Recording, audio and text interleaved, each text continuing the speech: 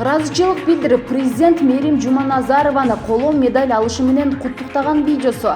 Президент Садыр Жапаров бүгүн 3 августта телефон аркылуу улуттук олимпиадалык курама команданын мүчөсү эркин күрөш боюнча балбан Мээрим Жуманазарованы Токиодо өткөн олимпиада оюндарында коло медальга ээ болушу менен куттуктады. Балбан кыз президенттин куттуктоосуна ыраазычылык билдирип жатканын видеодон көрүүгө болот.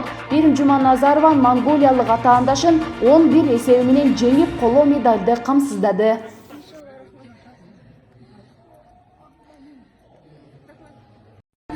Мээрим, отыра берсең.